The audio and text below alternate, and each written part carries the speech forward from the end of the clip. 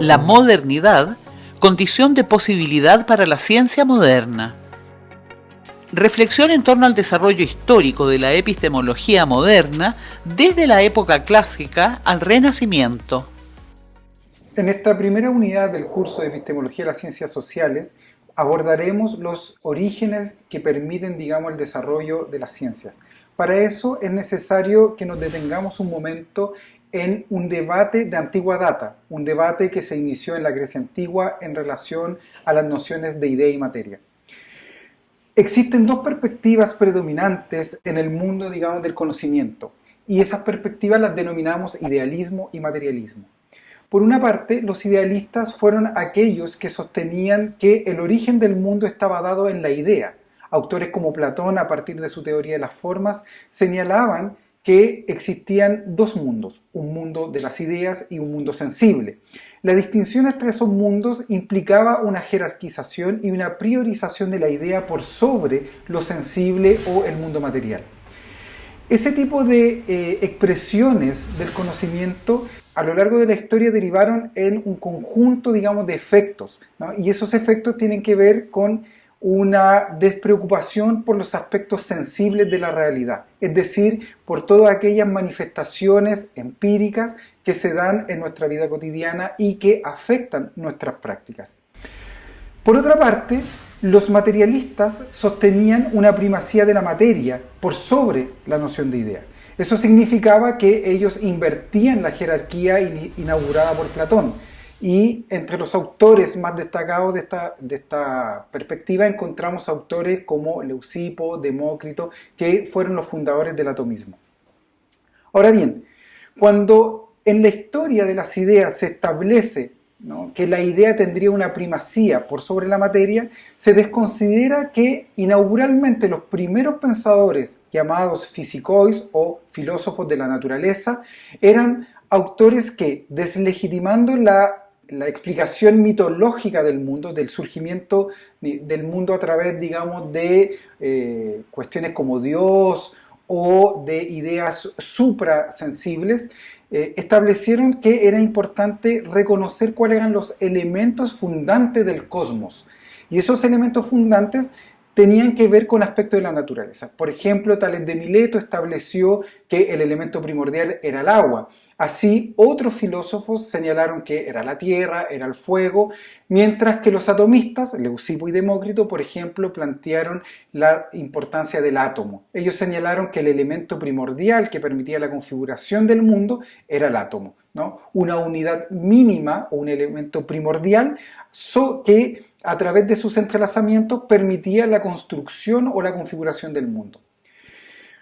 Esta tendencia materialista fue rápidamente criticada, cuestionada por el idealismo, quien sostenía que en primer lugar tenía que estar la idea, ¿no? Si la idea se situaba en un lugar original, eso significaba que la idea era absoluta, que tenía un carácter absoluto y que a partir de ella se podía configurar el mundo y la conciencia.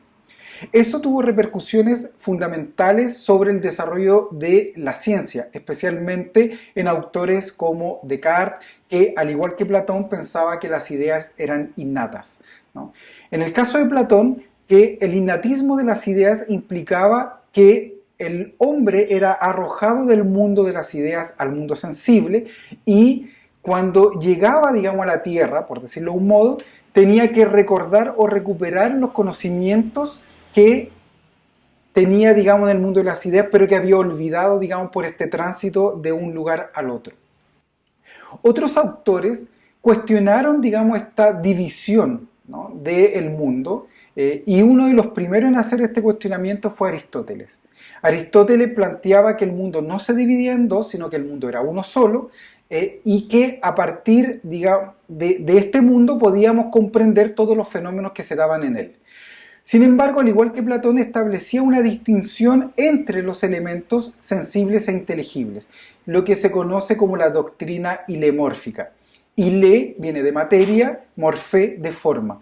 La doctrina ilemórfica implica entonces que hay una conjunción entre materia y forma, lo que implica que el mundo está dotado de ambos aspectos. Sin embargo, para la teoría del conocimiento habría que dividir o separar estos elementos y el conocimiento se quedaría con una representación formal respecto de una cuestión que sería sustancial.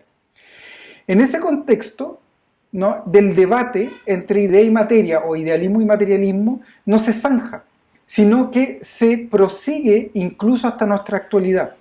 Un autor que seguramente muchos de ustedes conocen desde el ámbito político, como es Lenin, planteaba que la historia de la filosofía y la historia de la ciencia es una eterna discusión precisamente entre ambas posiciones, ¿no? Una discusión respecto de a partir de qué se construiría la primacía, ¿no?, del mundo, ¿no? ¿Cuál sería el elemento primordial?